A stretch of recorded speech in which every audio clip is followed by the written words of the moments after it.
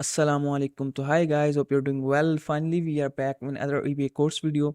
EBA के इस course की पर्टिकुलर वीडियो में हम लोग डिस्कस करेंगे कि आप लोग क्या 2024 में ईबीए का ड्रॉपिंग मॉड्यूल हेल्पफुल साबित हो सकता है. आप लोगों को कौन से एस्पेक्ट्स देखने हैं, किन चीज़ों को मद्देनजर रखना है और देन अपने ड्रॉप शिपिंग मॉड्यूल को फुलफिल करना है.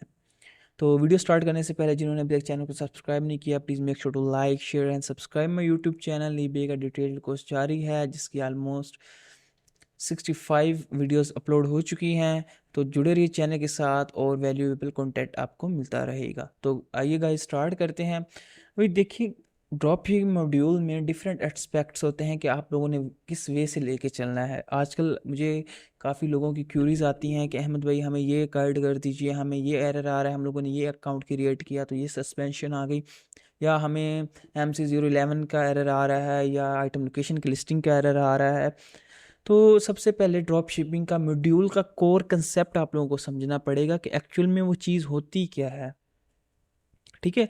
ड्रॉप शिपिंग मॉड्यूल में हमारे पास दो चीज़ें होती हैं बेसिकली. एक होता है रिटेल आर्बिट्राज, जो ईबे इसके खिलाफ बिल्कुल खिलाफ है.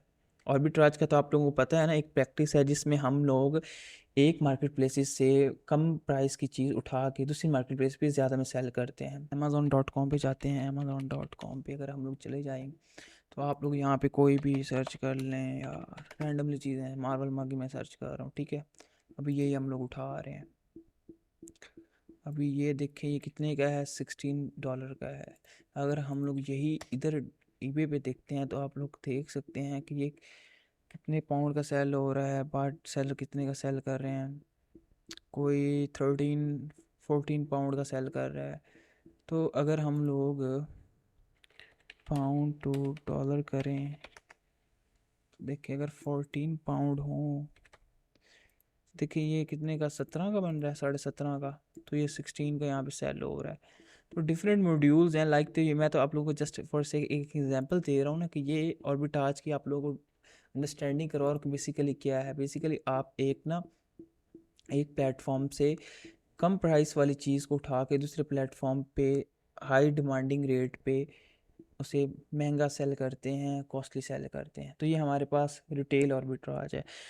तो दूसरी तरफ हमारे पास एक्चुअल ड्रॉप शिपिंग है. एक्चुअल ड्रॉप शिपिंग का क्या मॉड्यूल है कि आप लोग किसी भी सप्लायर से, किसी भी वेंडर से आप लोग उसे ऑथराइज लेटर लेते हैं, डॉक्यूमेंटेशन लेते हैं, इनवॉइस लेते हैं और देन उसकी चीज़ें अपने स्टोर पे लिस्ट करते हैं.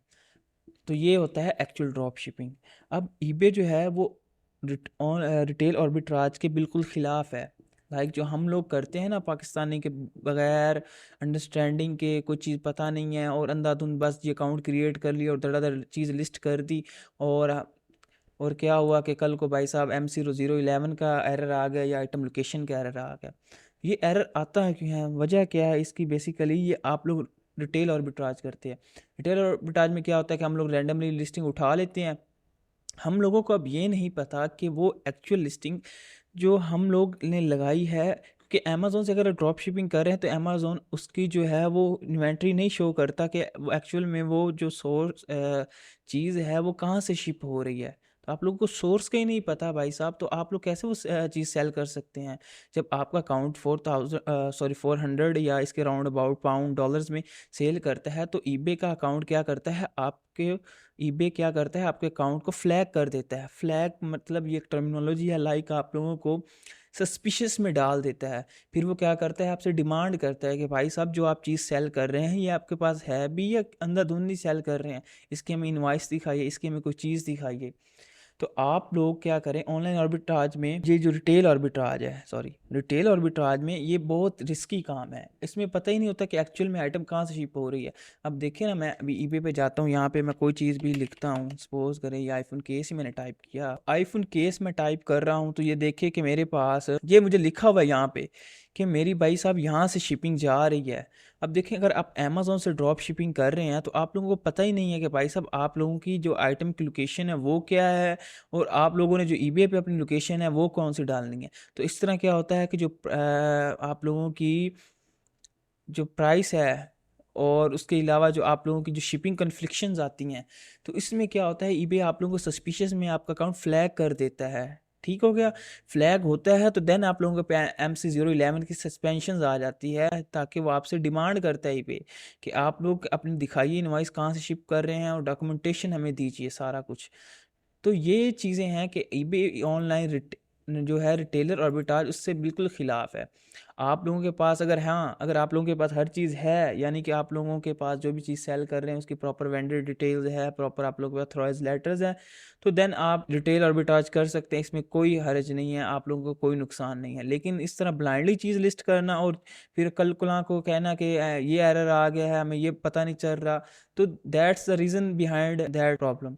तो आप लोगों को उसको ओवरकम करना है, तो प्लीज़ मेक श्योर करें कि आप लोग जहाँ से सोर्स कर रहे हैं, अभी लोग क्या करते हैं, अमेज़न से उठा लिया, वॉलमार्ट से उठा लिया, ठीक है, तो जहाँ से उन्हें भाई अंधाधुंध मिलता है उठा के लिस्ट कर देते हैं, पता है कोई नहीं कहाँ से वो सोर्स हो रहा है, और जी जी कल लिस्ट कर दिया, अभी कल को पता चलेगा जी भाई लिस्टिंग की लोकेशन का आइटम लोकेशन का एरर आ गया और रिस्ट्रिक्शन लग गई अकाउंट पे। तो इससे बेहतर है कि आप लोग किसी सप्लायर के साथ रब्ता कीजिए, उसके साथ कोलैबोरेशन कीजिए और उसकी जो चीज़ें हैं उसको लिस्ट करें, ठीक है, बजाय कि आप लोग इस तरह के झंझट में पड़ेंगे। अगर इस तरह करेंगे सप्लायर के साथ, कल कला को ईबे जो भी आपसे डिमांड करेगा भी इनवॉइसेस का या डॉक्यूमेंट्स का या ऑथराइज लेटर का, तो आप लोग इजीली अवेल कर सकते हैं अपने वेंडर से, बजाय कि आप लोग अगर रैंडमली करेंगे तो आप लोगों को इसका नुकसान उठाना पड़ेगा। तो इससे बेहतर है कि आप लोग जो है असल एक्चुअल ड्रॉप शिपिंग वाले मॉड्यूल में जाएं, बचाए कि इस तरह के आप लोगों को पता ही नहीं आपके आइटम कहाँ से जा रही है और कहाँ से, इसीलिए ये चीज़ों के कन्फ्लिक्शन आती है और आप लोगों को M0011 और आइटम लोकेशन का एरर फेस करना पड़ रहा है। तो इससे बचने के लिए आप लोगों ने ये सारी चीज़ें मद्देनजर रखनी है कि एक्चुअल में आप लोगों ने जो अपना अकाउंट है वो किस फ्लो से लेके जाना है, कौन कौन से मॉड्यूल अप्लाई करने हैं और कौन कौन सी चीज़ों को मद्देनजर रखना है। तो ये बेसिकली आज का मेरा जो पर्पस था वो ये था कि आप लोगों ने जो ईबे की ड्रॉप शिपिंग करनी भी है तो एक्चुअल में बेस भी पता होना चाहिए ना आप लोगों को, कहाँ से स्टार्ट करनी हो, कहाँ पे लेके जाना है। रैंडमली ब्लंडर्स नहीं खेलने हैं आप लोगों ने, रैंडमली से खेलेंगे तो आप लोगों का अकाउंट सस्पेंड हो जाना है। तो इससे बेहतर है कि आप सस्पेंशन में जाएं, आप लोग कुछ चीज़ें को ख्याल रखें, बजाय कि आप लोग वो जो रिस्की काम करें आप उससे बेहतर काम करें, टाइम टेकिंग लगा लें, लेकिन वो लॉन्ग टर्म प्रोसीजर है। लाइक अगर आप लोग ये ईबे से अमेज़न से ड्रॉप शिपिंग कर लेते हैं, लेकिन आपको उसकी लोकेशंस क्या नहीं पता वेयर हाउस की या जहाँ से वो शिप हो रही है, तो जो कन्फ्लिक्शंस आएंगे उसको आप लोग किस तरह रिजॉल्व करेंगे। अगर वही आप लोग किसी सप्लायर के साथ बातचीत करके, आल्दो वो टाइम टेकिंग है, लेकिन कल कल को आप लोग वो झंझट से तो बच सकते हैं ना। तो कोशिश करें कि आप लोग किसी सप्लायर के साथ रब्ता करें, किसी वेंडर के साथ कोलैबोरेशन करें, मिल जाएंगे मार्केट में। भाई इस दुनिया में सेलिंग प्रोडक्ट्स वाली कंपनीज कम नहीं होती हैं। आप लोगों ने जिस पर्टिकुलर रीजन में सेल करना है उसके साथ कोलैबोरेशन कीजिए, ताकि कल कलाक को ईबे आपसे कोई चीज़ डिमांड भी करे तो आपसे प्रोवाइड कर सकते हैं। तो गाइज ये था बेसिकली आज की वीडियो बनाने का मकसद। तो आप लोगों ने किस तरह इससे अवॉइड करना है MC0011 में और आइटम लोकेशन से, तो इंशाल्लाह उसके रिगार्डिंग मैं फ्यूचर में एक डिटेल वीडियो अलग-अलग सेपरेट बनाऊंगा। और बाकी इंशाल्लाह फ्यूचर में और भी वीडियो आएंगी। तो ईबे का कोर्स जारी है, जुड़े रहिए चैनल के साथ, लाइक कीजिए, शेयर कीजिए, कमेंट कीजिए और इंशाल्लाह हमारी 1K कम्युनिटी भी होने लगी है कंप्लीट, तो Q&A भी आएगा। तो जुड़े रहिए चैनल के साथ, मिलते हैं इंशाल्लाह नेक्स्ट वीडियो में, इजाज़त दीजिए, टिल देन अल्लाह हाफिज़।